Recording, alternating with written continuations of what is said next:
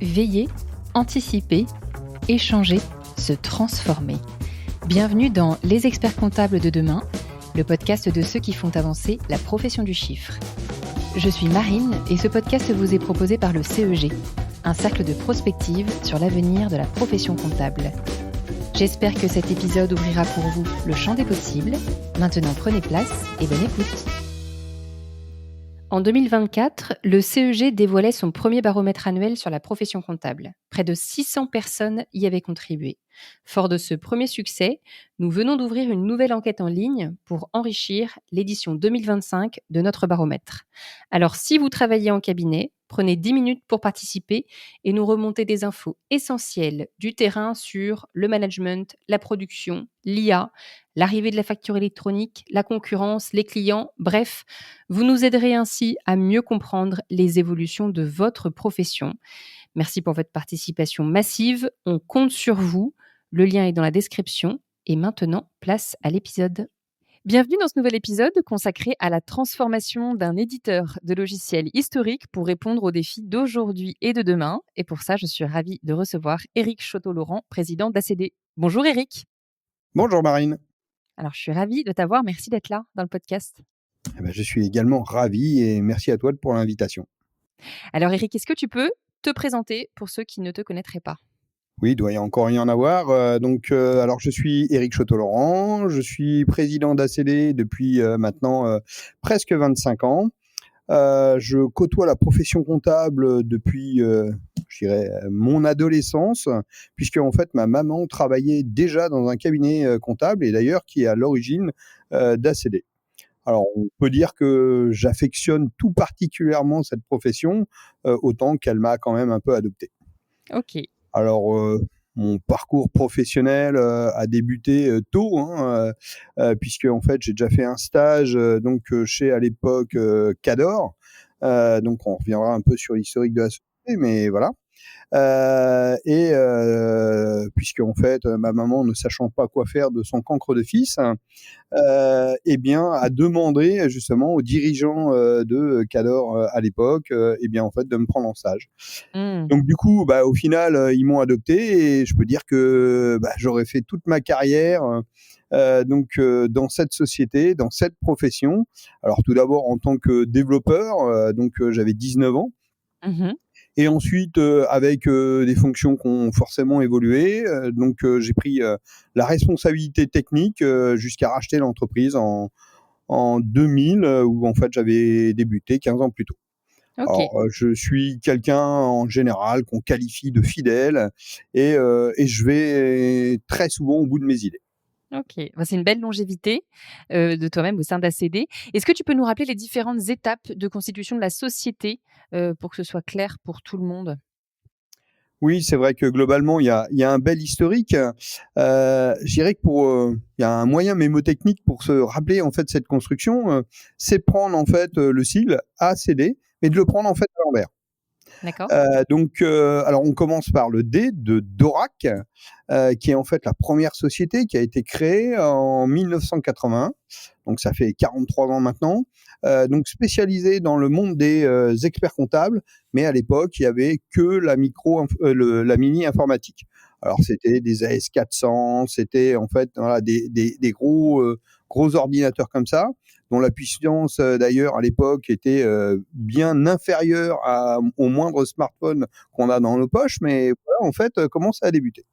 Ensuite, quelques années plus tard, il y a eu l'avènement de la micro-informatique et il y a une société sœur de Dorac qui a été créée qui s'appelle Calor, d'où en fait l'anagramme. Calor, Dorac, puisqu'en fait c'était les mêmes dirigeants, Jean-Jacques Legras et Gilbert Muller. Et à l'époque, avec le contrat d'IBM qu'on fait, on n'avait pas le droit de faire de la micro-informatique. Du coup, il y a eu en fait cette société qui a été créée avant en fait, de fusionner en 1996 et c'est devenu donc Cador Dorac. Et pour finir, le A, qui est Azure Conception. C'est une société qui a été créée en fait en parallèle que Cador Dorac ne connaissait pas et qui a été créée en 1991.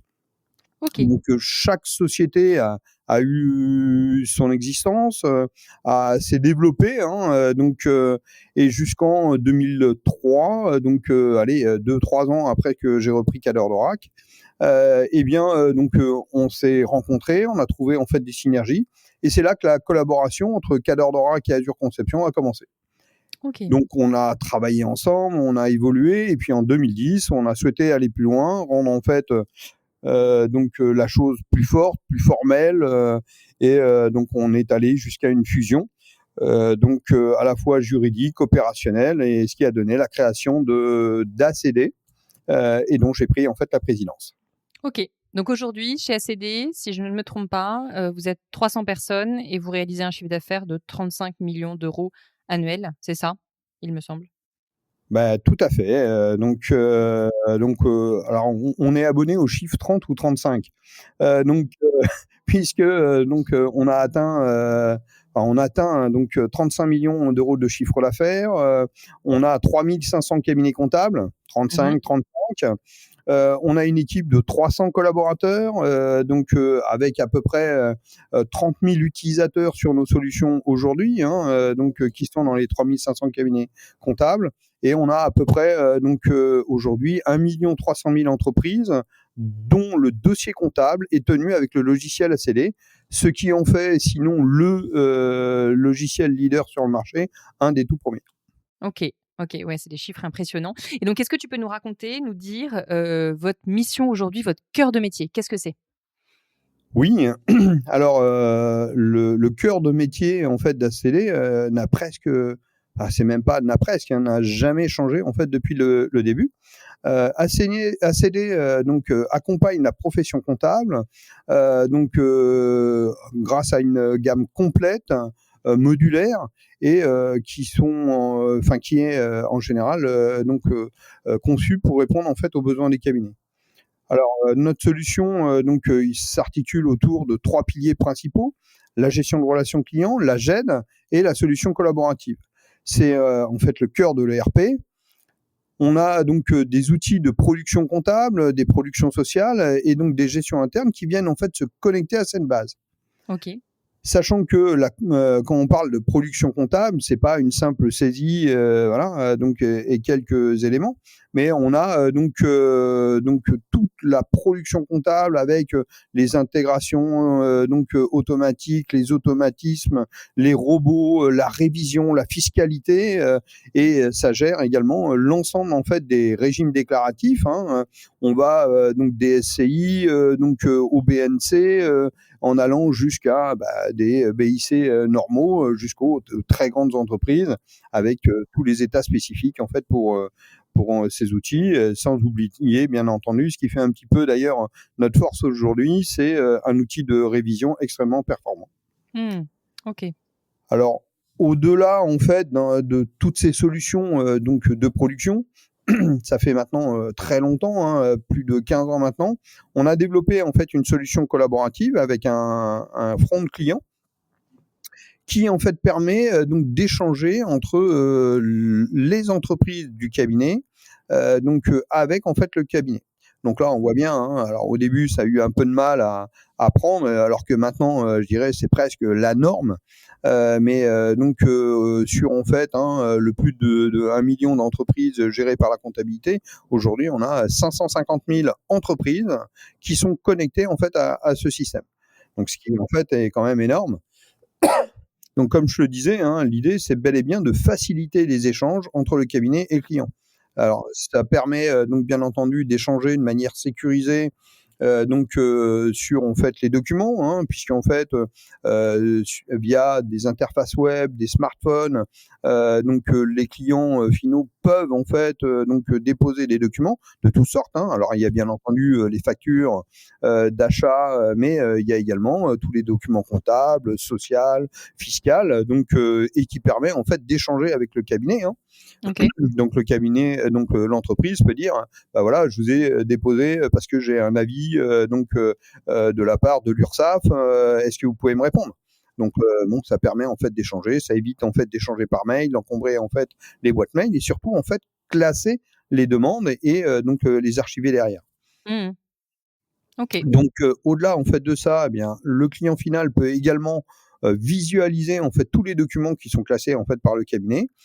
Ça permet aussi en fait d'échanger à travers donc des panels de services comme la comptabilité en ligne, comme les échanges sur en fait l'intégration des relevés bancaires, le suivi des factures maintenant, etc., etc. Alors Mmh. sachant que dans cet espace, on a également tout un tas de alors on va employer un terme un peu marketing, hein, de marketplace, mais en fait, réellement, c'est une ouverture qu'on a toujours prônée chez ACD. Et aujourd'hui, alors il y a 70-80 outils qui sont connectés, et encore, on en a entre 20 et 30 dans le tuyau. On va arriver à pas loin de 100 outils en fait connectés à travers en fait cette plateforme. Voilà. D'accord. OK. Alors, il faut savoir que tout est disponible également en marque blanche, donc on peut personnaliser donc ces interfaces. Alors aussi bien les interfaces au niveau des smartphones que les interfaces web.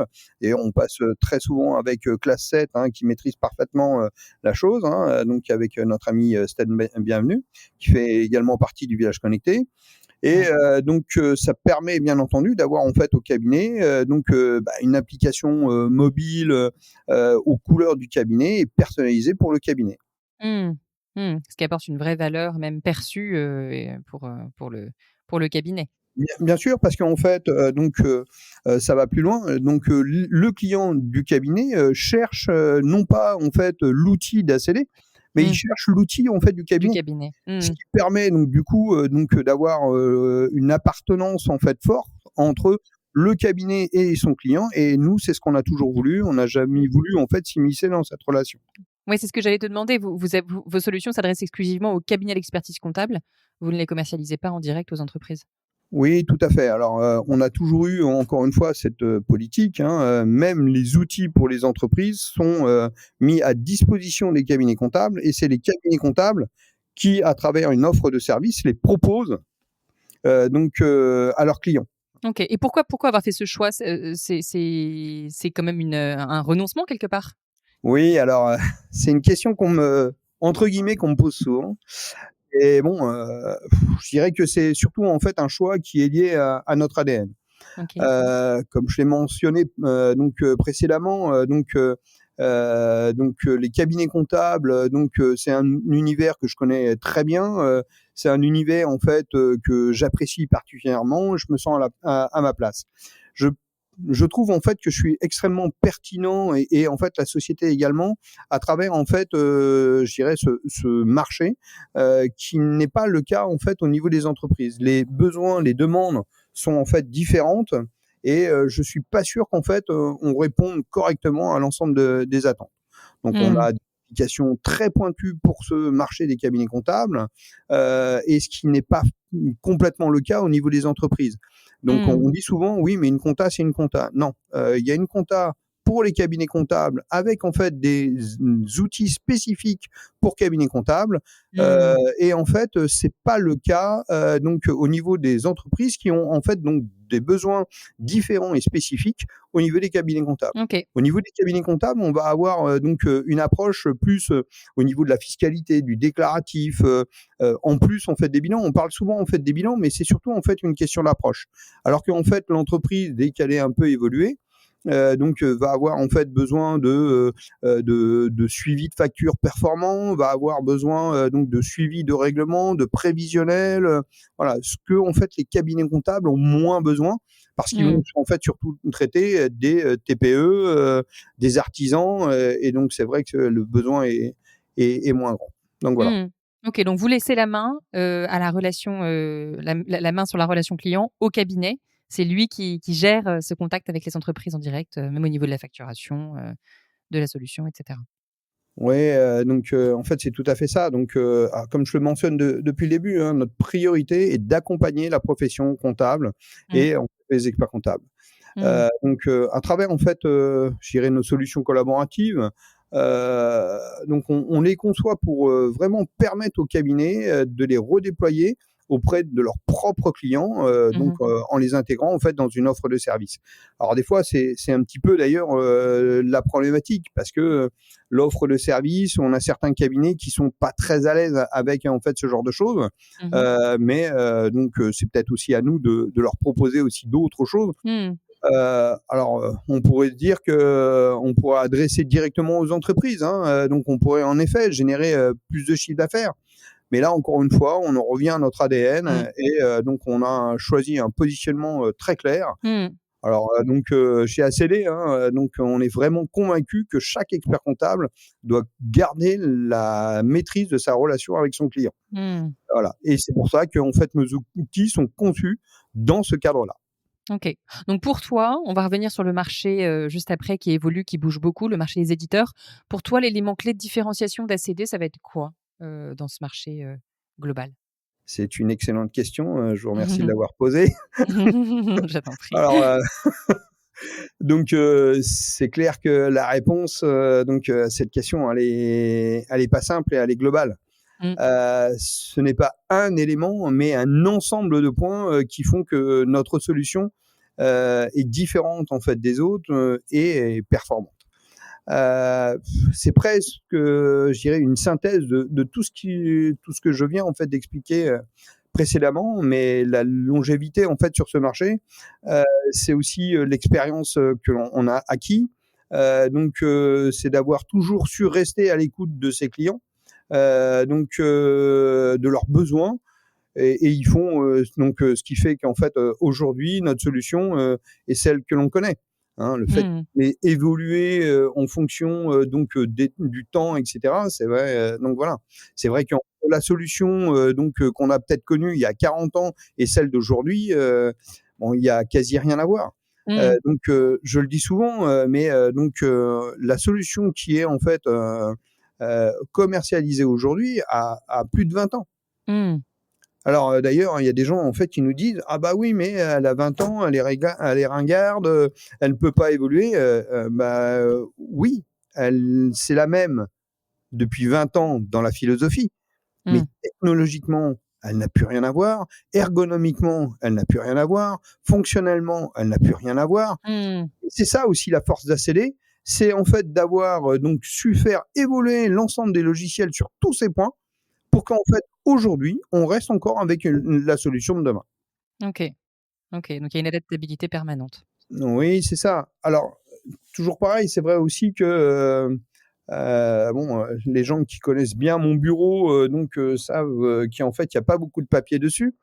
J'ai été, dès la première heure, convaincu, de la numérisation, de la digitalisation et j'ai toujours milité en ce sens et ce qui a donné aussi, d'ailleurs une facilité, en fait, dans l'évolution à la fois, alors technologique, mais ça, c'est pas grave, surtout, en fait, fonctionnel et en fait, dans un état d'esprit. Aujourd'hui, on parle beaucoup de digitalisation au travers la facture électronique, mais chez nous, c'est naturel. Je veux dire, la digitalisation, c'est enfin, ça fait partie, intégrante, en fait, du logiciel. C'est pas quelque chose qui a été rajouté. D'ailleurs, c'est pour ça que dans, ce cadre-là, j'ai commencé en disant, nos solutions sont, centrées sur la GRC, la GED et le collaboratif. C'est dans ce cadre-là, puisqu'en effet, la GED, c'est en fait, c'est la numérisation. Quand on parle de dépôt de documents, c'est la Panière. Quand on parle de restitution de documents, c'est la GED. Donc toute cette numérisation fait vraiment partie de l'ensemble. Et derrière, en fait, on a conçu, imaginé l'ensemble des produits et surtout, le chemin, le schéma, les process, des produits à travers, en fait, ce numérique. C'est là où en effet, aujourd'hui, on parle de transformation, de virage, numérique et autres. On a certains de nos cabinets qui sont en fait déjà dans cette notion et la facture électronique ne va que peu les impacter. Voilà. Encore une fois, comme je le disais, on était déjà dans ce mouvement il y a plus de 20 ans, avec, je pense, une bonne longueur d'avance en fait sur tout le monde, ce qui nous permet de nous retrouver aujourd'hui, à cette place-là, quoi. Mmh. Et ce collaboratif dont tu parlais qui est au cœur du système, tu me disais que c'était un cercle vertueux, entre le client et le cabinet. Est-ce que tu peux m'en dire 2 mots selon toi pour expliciter cette notion du cercle vertueux? Ouais, alors c'est vrai qu'on emploie souvent en fait ce cercle vertueux. L'idée c'est, donc de se dire: «Mais pourquoi, l'entreprise va en gros numériser, va digitaliser donc des informations pour que le cabinet puisse en fait les traiter automatiquement?» Mmh. Parce que, bon alors on n'est pas encore à la facture électronique et on voit bien en fait aujourd'hui comment en fait ça se passe. Donc c'est bien en fait l'entreprise qui, donc au bout d'un moment digitalise pour le cabinet. Donc il y a certains, certains entrepreneurs ou certains cabinets qui, trouvent, des fois, quelques excuses, disent: «Oui, mais pourquoi en fait, donc l'entreprise va travailler pour moi?» Ben parce qu'en fait vous travaillez pour lui. Mmh. Et c'est là où on retrouve en fait un cercle vertueux. À la base, c'est pas le client ne digitalise pas pour le cabinet, mais pour en fait lui, pour qu'en fait le cabinet puisse traiter. Et d'ailleurs, D'accord. c'est assez marrant puisque, donc on a déjà, pas mal de clients qui, ont déjà fait la remarque en me disant: «Mais, au bout d'un moment, même, donc quand on est chez le client, eh bien le client ne va pas voir dans ses archives qu'il a à portée de main, mais il va voir en fait, dans la GED, pour en fait aller rechercher des informations. Mmh. Donc là, les informations que lui a, donc déposées, lui servent à lui. Mmh. Et il n'a pas l'impression de travailler pour le cabinet. C'est là où en fait on a un cercle vertueux. Alors c'est vrai que, dans cette solution, on a, quand même une certaine expérience, je le disais tout à l'heure, hein, donc on a plus de 15 ans, hein, puisque la première version, c'était au congrès de Lille en 2007, hein, donc voilà, ça remonte. Donc alors forcément quand on voit la tête de l'application il y a 17 ans et celle Mmh. d'aujourd'hui, encore une fois, bon, il y a de quoi rigoler, mais Oui. mais bon, mais c'est là où, la transformation dont je parlais, hein, donc à l'instant, elle est tout à fait là. Ouais. On a bien en fait une transformation technologique, ergonomique, fonctionnelle en fait de tout ça. Alors il m'arrive encore, d'entendre des gens, qui viennent m'expliquer comment, fonctionne le web ou les outils collaboratifs. Alors, puisqu'en effet, c'est leur argument, et cetera. Alors moi, je suis ravi d'échanger avec eux, hein, parce qu'en fait, je pense avoir une certaine expérience en fait dessus, un certain point de vue. Mais, bon, toujours pareil, hein, c'est toujours en fait intéressant de partager en fait sur le sujet, quoi. Mmh. OK. Donc on est passé, on est en train d'opérer, de voir un changement qui s'installe, pour, notamment la captation d'informations classiques telles que la connaissent les cabinets aujourd'hui, qui est en train de se transformer en une arrivée des flux en automatique. Pour toi, comment ça qu'est-ce que ça va changer ce glissement dans la manière dont l'information arrive dans le cabinet? Alors, donc en effet, hein, même si je dis que, chez nous, la digitalisation, ne nous fait pas peur et on connaît ça depuis en fait des années, heu, il y a quand même un changement de prisme, un changement en fait de vue. Parce qu'en fait, que ce soit de manière manuelle, que ce soit de manière digitale, on allait toujours en fait, quand je dis on, c'est les cabinets, allaient capter l'information. Donc, ils allaient à un moment donné demander en fait aux clients pour en fait un besoin spécifique qui en règle générale est la TVA. Hein, on le voit bien d'ailleurs Mmh. dans les courbes d'exploitation. Hein, à partir du 10, ça s'envole jusqu'au 21 et ça retombe instantanément le lendemain. Donc du coup, il y a ce phénomène de captation. Donc du coup, le cabinet maîtrise le calendrier et il maîtrise en fait donc du coup son organisation. C'est là où ça change en fait complètement les choses parce que avec l'arrivée des flux automatiques, toutes les informations vont arriver maintenant en continu. Et là, on ne va plus aller capter en fait de l'information, mais l'information va arriver. Et donc on va avoir donc du coup des flux qu'il va falloir gérer, des flux qu'il va falloir contrôler. Et en fait, c'est un petit peu ce qu'on appelle la comptabilité par les flux. Mmh. Et là, donc on va avoir du coup des collaborateurs qui ne vont plus en fait aller chercher de l'information pour pouvoir en fait traiter sur un objectif précis, Mais on va bien avoir en effet des flux qui vont arriver au quotidien et ils vont devoir en effet donc les contrôler, les capter pour en fait une mise à jour régulière. Mmh. Et OK. c'est en ça que ça va en fait changer donc là les choses. Mais d'un autre côté en fait, c'est quelque chose en fait que je pousse depuis encore une fois des années. Parce qu'en effet, c'est juste une évidence et la facture électronique en ça est une opportunité pour les cabinets. Même si c'est en fait un défi. Donc là, les cabinets vont devoir en fait se préparer à ce nouveau mode de communication et surtout en fait ces nouveaux modes de contrôle et donc derrière, certainement y mettre les services qui vont autour, les services de contrôle, les services également de restitution. Mmh. Donc voilà, donc ça c'est en fait l'ensemble des choses. C'est en ça qu'en fait ça change. Euh, les gens ne voient pas en fait cet impact, mais ça va être un impact psychologique et de méthode, voire même des collaborateurs en fait dans les cabinets qui vont grandement changer. Ouais, Parce ouais. que ce n'est peut-être pas en fait les cabinets comptables qui géreront les flux numériques par rapport à aujourd'hui.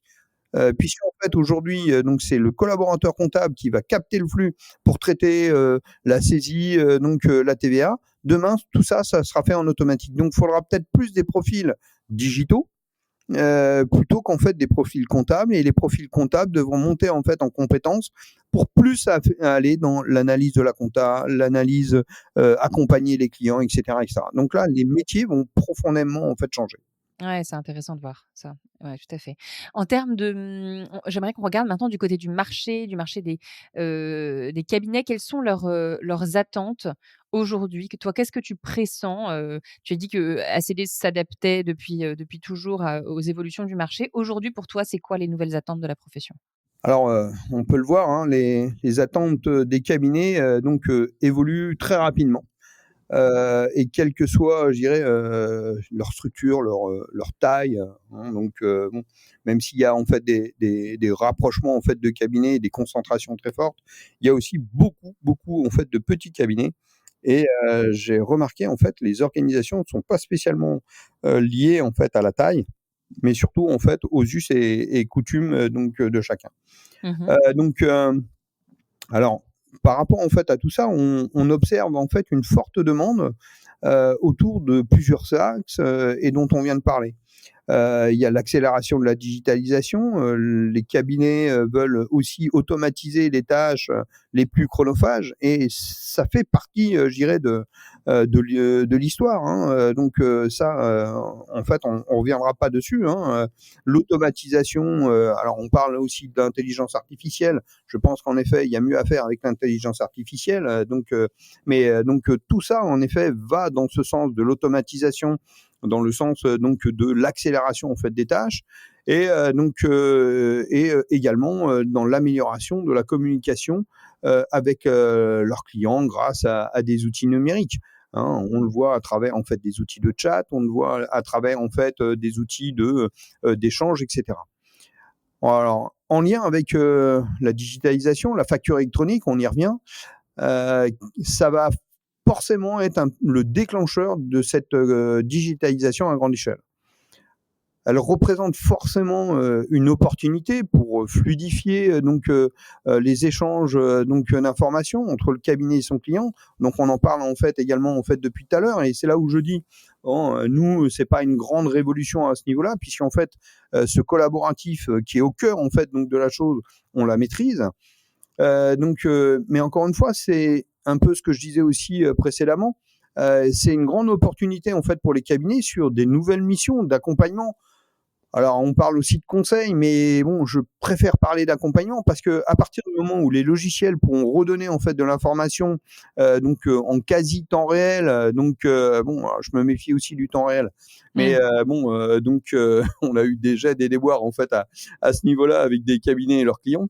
Le cabinet qui, par exemple, ne saisissait que les ventes pendant un temps et le client en fait qui se connecte à ce moment-là, donc il a l'impression en fait de pouvoir acheter 5 voitures de luxe au moment où en fait le cabinet rajoute les charges et là ça va un peu moins bien. Mais bon, Mmh. ça c'est la petite anecdote. Hein. Donc en effet, tous ces éléments, avec surtout en fait de la donnée fraîche, va permettre en fait donc de l'accompagnement plus proche. Mmh. Alors toujours en lien, hein, avec tout ça, on voit aussi donc un intérêt croissant sur la robotisation et sur l'intelligence. Alors que en fait, moi je vais appeler fonctionnelle, hein, plus que artificielle. Aujourd'hui, hein, il y a plusieurs types d'intelligence artificielle. Alors il y en a une qui est très prometteuse à très court terme, hein, c'est l'IA générative. N'empêche que les outils avant d'utiliser l'intelligence artificielle doit avoir en fait une intelligence fonctionnelle. Parce que c'est pas donc au bout d'un moment, c'est pas parce qu'en fait on met de l'IA dans un produit qu'en fait le produit va devenir merveilleux. Si en effet on D'accord. l'a pas articulé autour de l'IA, l'IA ne sert à rien. C'est là où en fait le métier des personnes produits, des chargés de produits, va devenir en fait de plus en plus complexe parce que il faut pas en fait s'appuyer sur l'IA pour en fait se penser que les produits n'ont pas en fait de l'intelligence fonctionnelle à avoir. Alors l'avantage, bien entendu, quand même de toutes ces technologies, hein, c'est que ça permet en fait des analyses plus rapides, plus pertinentes aussi, et avoir un meilleur suivi en fait des clients. OK. Alors là, c'est pareil, hein, il faudra aussi que toutes ces fonctions des solutions connectées soient ouvertes et facilitent la gestion des flux en fait en continu. Donc c'est là où il y a aussi un enjeu donc pour les cabinets, c'est comment se transformer grâce, on va dire à cause de ces transformations. On parle de, je le disais tout à l'heure, hein, de comptabilité par les flux, parce que les experts comptables et leurs collaborateurs ne vont plus gérer en fait les pièces à leur rythme, hein, Mmh. mais bien au rythme des clients. Ouais. Voilà. Ouais, ça change tout. Donc c'est un marché au niveau des éditeurs de logiciels qui bouge. Il y a des éditeurs qui apparaissent, qui se structurent, qui se renforcent, qui se rapprochent. Il y a aussi une financiarisation du mouvement, dans le secteur des éditeurs. Toi, comment tu appréhendes ce marché des éditeurs de logiciels et son évolution? Alors c'est toujours en fait difficile de d'expliquer ce qui va se passer dans 5 ans, hein, à chaque fois, on vient me questionner à ce sujet-là, donc je ne peux avoir qu'une vision, donc mais j'ai pas de boule de cristal. Alors toujours, forcément difficile à répondre à la question. Heu et là, encore une fois, je dis souvent, il faut pas avoir la vision, parce que la vision, c'est la boule de cristal, mais une vision, et en fait, la partager avec le plus grand nombre.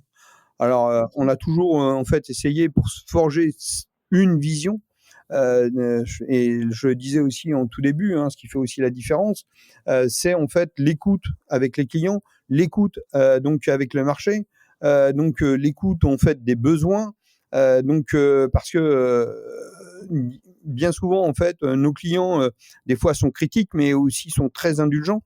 C'est là où en effet, il faut pas hésiter à écouter les remarques et tout ce qui se passe en fait aux alentours. On se nourrit en fait de tout ça, hein. Heu, donc hem donc là, c'est toujours pareil, hein, il y a plusieurs choses en fait, à mettre en œuvre là-dessus. Et en fait, on compte également sur, des rencontres, utilisateurs d'ACD pour échanger avec les clients. Il y a les journées d'échange, avec la profession, hein, notamment, avec le CEG, on en fait quand même pas mal et ça permet en effet de bien échanger. On a également en fait des présences, au congrès de l'ordre des assemblées, de l'ordre des experts comptables, ou encore au niveau des assemblées régionales. Et du coup, tous les moyens sont bons pour en fait échanger avec les Mmh. clients, en plus Mmh. en fait de groupes de travail que l'on peut en fait monter sur en fait des points spécifiques, hein, la robotisation, l'intelligence artificielle, enfin voilà, le collaboratif, la data, etc. Ça c'est des points spécifiques, hein. OK. Et Ouais, je te dis, on a parlé des attentes des cabinets et c'est quoi pour toi les enjeux pour demain? Comment est-ce qu'elle va évoluer cette profession en termes de peut-être de nouveaux positionnements? Parce qu'on sent où ça bouge, que leur accompagnement, leur organisation évolue.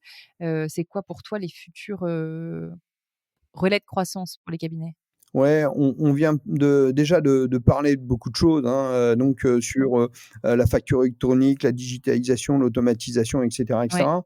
Alors il y a d'autres enjeux, hein, et là notamment il y a la comptabilité durable, tout ce qui est RSE. Et là, c'est pareil, la facture électronique en ça est quelque chose aussi important. Parce qu'en fait, gérer en fait tous ces éléments-là, de manière manuelle va être aussi fastidieux. C'est quelque chose qui va être en plus. Et c'est là où en fait où la facture électronique, notamment avec, le format FactureX le plus détaillé, va nous permettre en fait d'aller dedans et en fait restituer en fait les éléments dont les entreprises, vont avoir besoin. Alors ça semble très loin pour tout le monde, mais je rappelle quand même que dès 2025, il y a des obligations, ouais. certes pour les ETI, mais qui vont en fait descendre, hein, sur les PME, les TPE, donc en 2026-2027. C'est demain. 2025, on y est dans à peine 30 jours. C'est pas quand on parle de la RSE, on parle pas de quelque chose. Ouais, c'est bien. Dans certains milieux autorisés, on verra ça demain. Non, non, on est déjà aujourd'hui en fait dans l'ensemble de ces éléments. Mmh. Alors après c'est toujours pareil, hein, on peut toujours penser en fait ce qu'on veut au niveau de la RSE, n'empêche que c'est des éléments qui seront aussi hyper importants Ouais.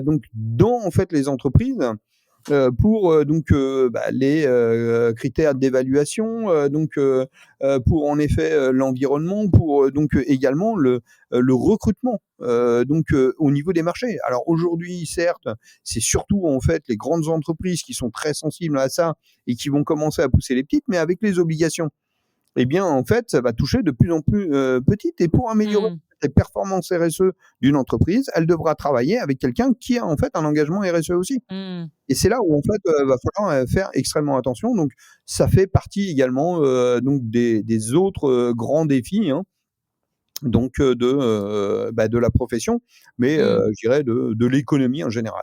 Mmh. Niveau concurrence, comment est-ce que tu vois l'évolution de cette concurrence qui est assez importante autour d'ACD? Comment est-ce que tu l'appréhendes aujourd'hui? C'est quelque chose qui est un combat? Est-ce que c'est, heu, conflictuel, amical, partenarial? Comment ça se passe cette concurrence? Alors, oui, il a toujours été amical.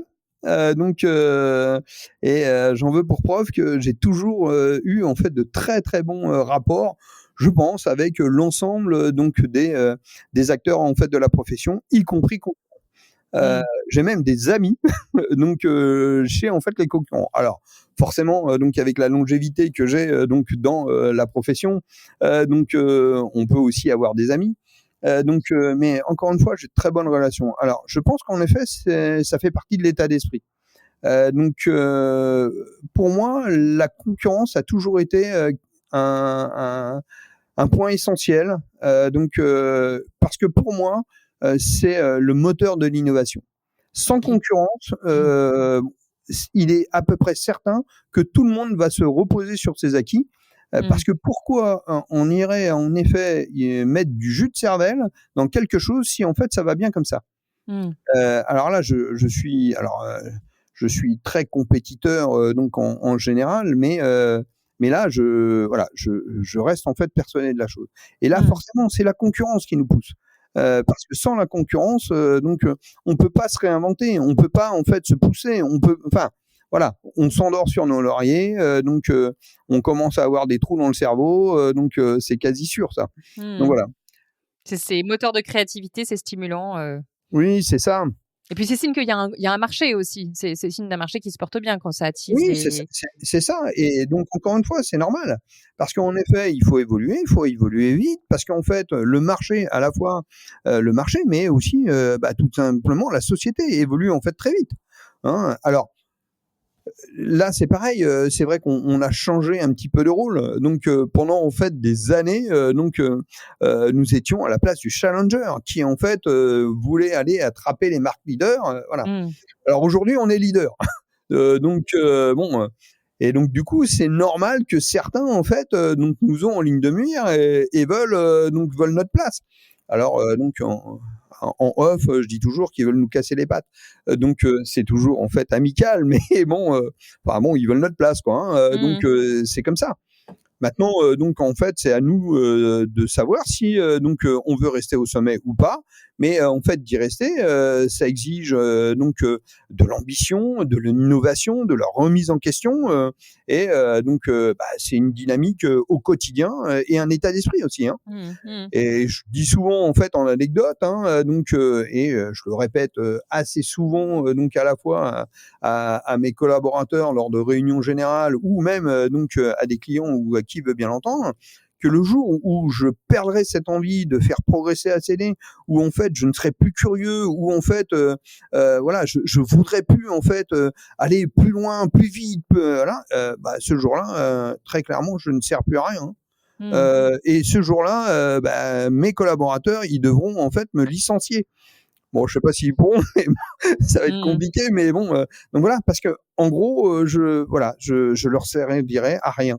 Hein, encore une fois, l'essentiel, c'est vraiment de garder cet esprit de compétition, de créativité, pour répondre à l'ensemble des attentes de nos clients dans un monde en fait qui bouge en permanence.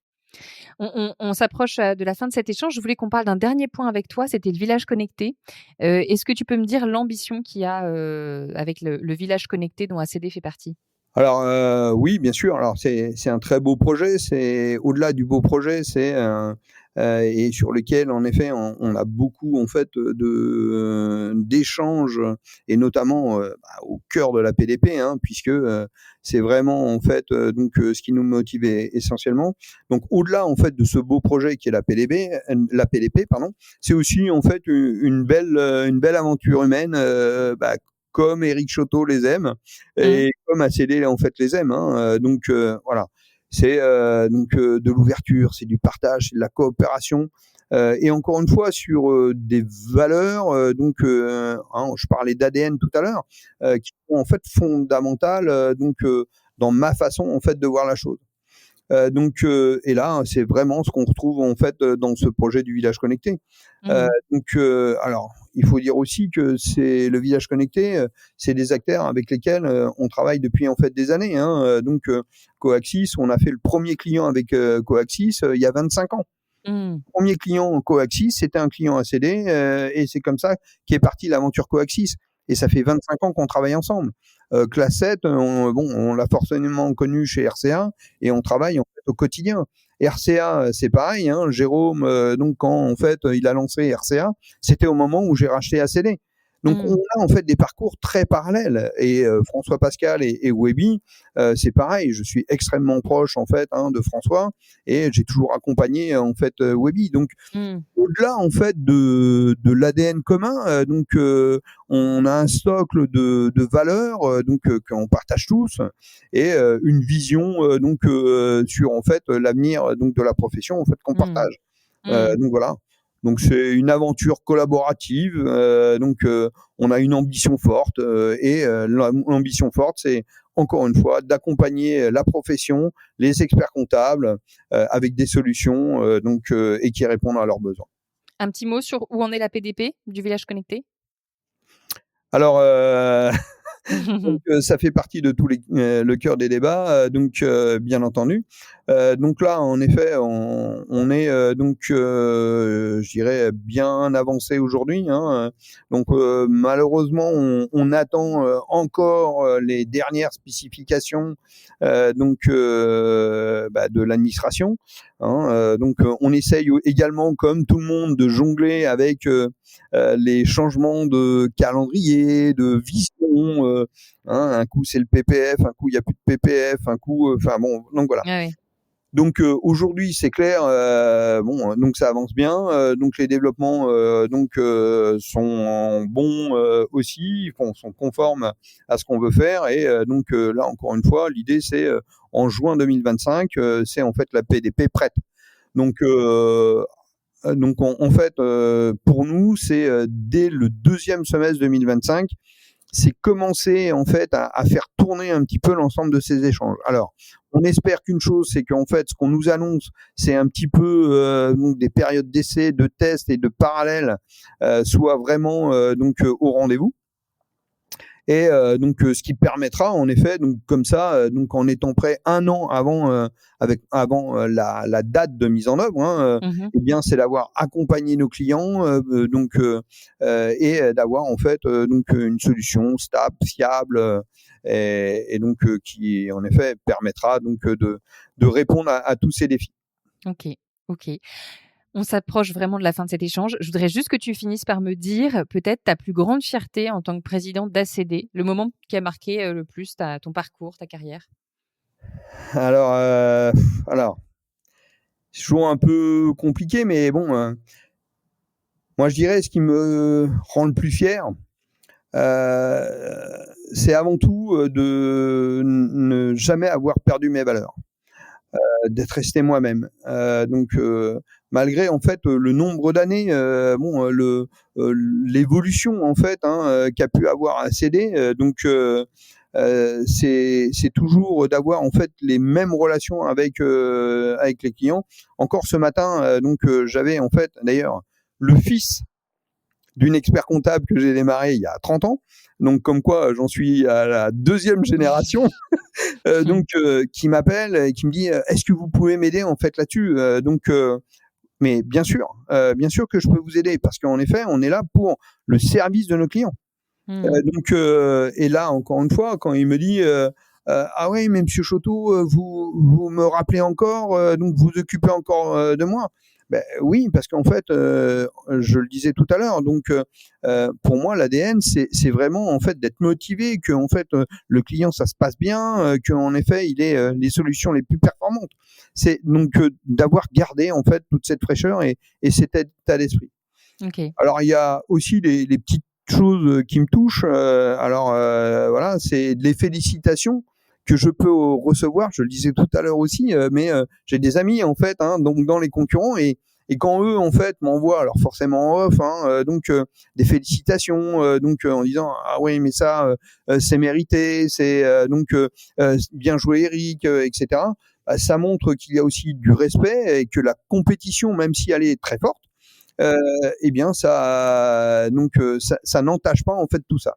Une autre fierté aussi, c'est d'avoir gardé cette capacité à rêver, à imaginer toujours en fait ce que l'on peut devenir, essayer toujours d'avoir un coup d'avance et ne jamais perdre en fait mes racines.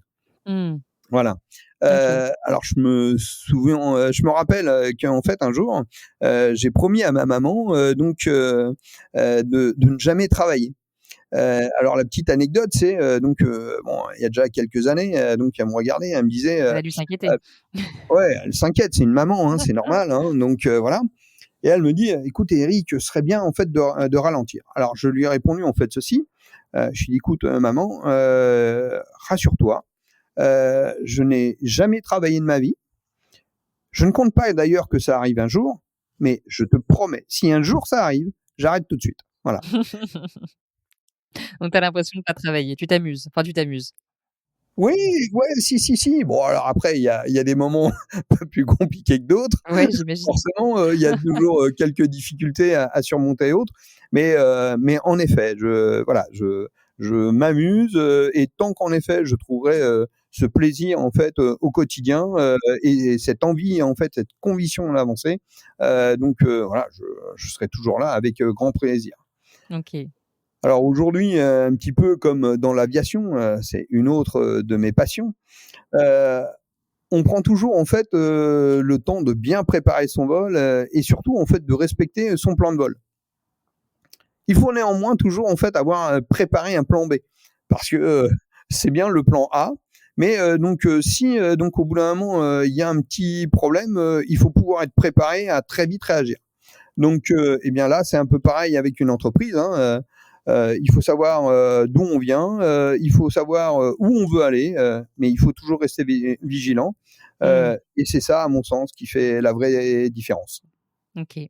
Merci beaucoup Eric pour cette discussion sur la transformation d'ACD au fil des années face aux évolutions du métier, aux évolutions de la profession. C'était un échange profond et passionnant. Donc merci pour ce partage Merci à toi. et je te dis à très bientôt. Oui, à très bientôt. Au Au revoir. revoir Eric. Merci pour votre écoute. Si cet épisode vous a plu, n'hésitez pas à le partager autour de vous. Pensez à vous abonner sur les plateformes d'écoute pour découvrir de nouveaux contenus exclusifs. Et pour en savoir plus sur le CEG, rendez-vous sur expertengestion.fr. Le lien est dans la description. À bientôt!